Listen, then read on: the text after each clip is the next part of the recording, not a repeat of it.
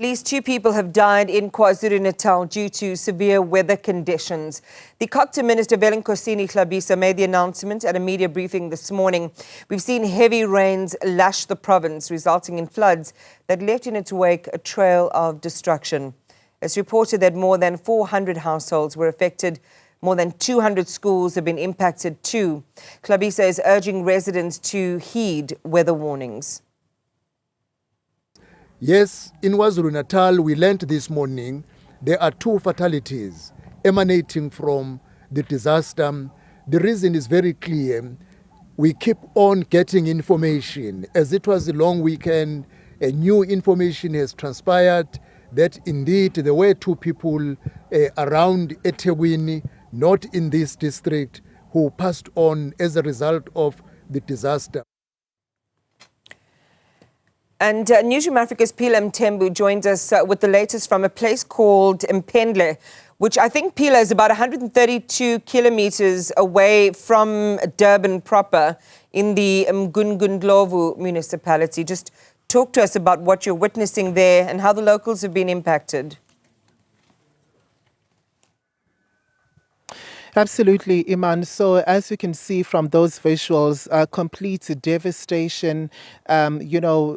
People's homes have been on the ground. They've collapsed here following that severe weather. I'm going to step in forward just to give you a clear view with regards to the aftermath. So what you see now is the home to the Zuma family here in Impendle, and we're told that the destruction occurred last week, Tuesday, when the strong gusts of winds actually blew this particular home down. But as you can also see, it's also a mud house that you see here. Fortunately, nobody was injured, Iman. So what we know at this point is that 5 wards have been affected in this area. Over 140 homes have been incredibly impacted, and 58 of those homes were totally destroyed, to a point that those who lived in those particular homes have now had to resort to seeking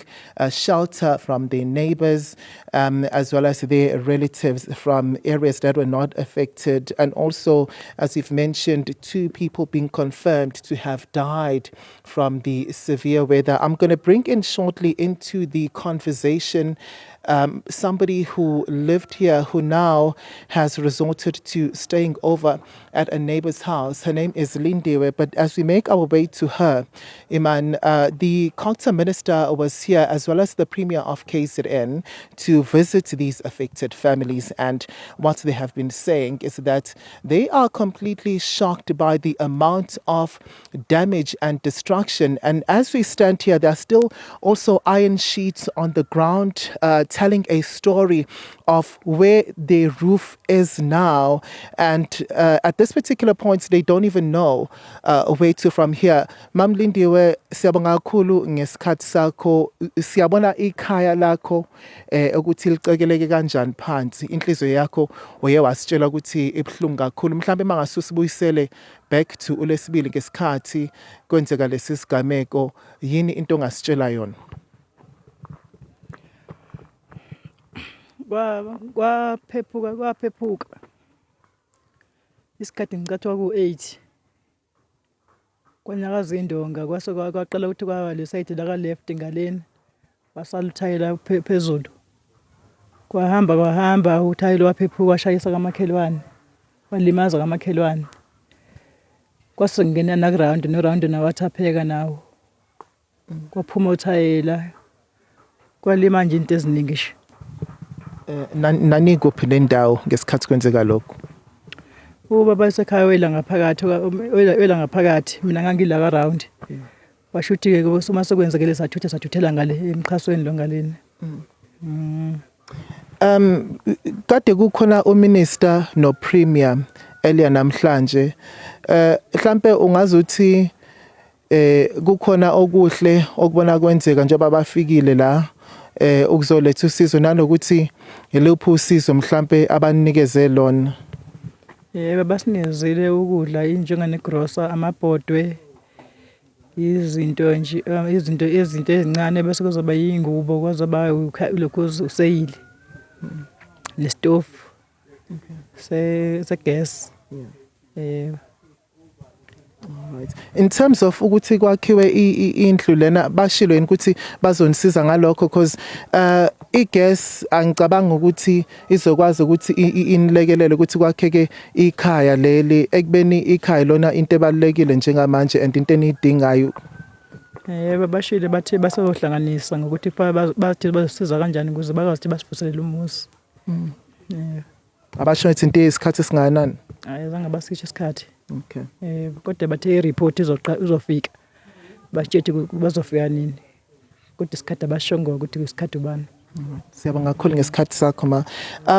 Iman, she was relaying to us her engagement with the Culture Minister Velenkosini Hlabisa as well as the Premier. So what she says to us is that after that particular engagement is that they were promised by government officials that they are going to be assisted in terms of rebuilding their home, and there is actually no time frame which has been put on that. But what they received today were gas stoves as well as some of food parcels, and that is what they have been left with at this particular point. But she's also been reliving that tragic Tuesday morning when the incident had unfolded. Remember also the rendezvous that we took you into right now. The roof is actually damaged. I can see it. It's right opposite me. And at this point, they just do not know with regards to how they are going to receive the help. I'm going to ask for my colleague to actually follow me now. So we go now into that rendezvous. So you have a clear view of the situation. Now, this also comes, Iman, at a time where there is an incredible backlog when it comes to, supplying people with proper houses. You'd know that there have been natural disasters which have destroyed homes, left people without any belongings as well. And I want you to have a clear view of that. Where do you even start to pick up the pieces? Children have also been affected by this, and the room that they have told us they are currently living in is quite small for this family, but it is what they would have to do with at this particular point, as they do not have any other option. There have been several houses which have been affected in this area. The minister went to 5 of those houses, but remember, it is over 140 of them. And also speaking of the culture minister, this is also what he had to say to us during an engagement with regards to where to from here, because they've also been calls with regards to people adhering to weather warnings that get to be issued. But are they doing a good job? Are they heeding those calls? This is what the minister had to say with regards to that. The truth of the matter is we are in a period of climate change which is affecting our lives, which therefore means we must be vigilant. When there are warnings that there is going to be floods, people who are living on the flood plains, those are the ones who must agree and cooperate when they are requested to move away from the flood plains, because it is very clear, if it is said in this area there will be floods, people on the banks of the river, they will be the first one to be affected. They are the one, when they are persuaded and requested that move away to community hall, they must cooperate.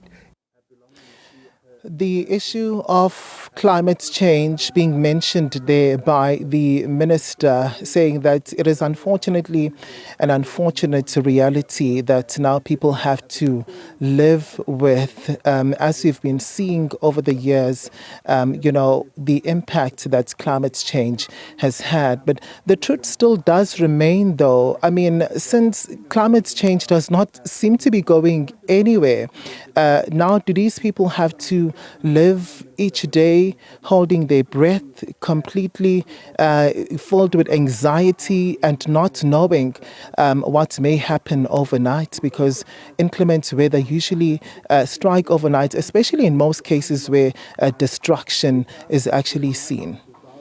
Phila Mthembu just documenting the struggles of people affected in KwaZulu-Natal by bad weather. We saw flooding on the one hand, and where we are in KwaZulu-Natal, we saw the impact of heavy winds. They're just tearing down people's structures and dwellings. And the overriding warning is to stay connected to local authorities and officials for instructions on when to evacuate and move. But it still leaves behind, Phila, some long-term plans and arrangements that have to be made to assist communities in the context of climate change and bad weather.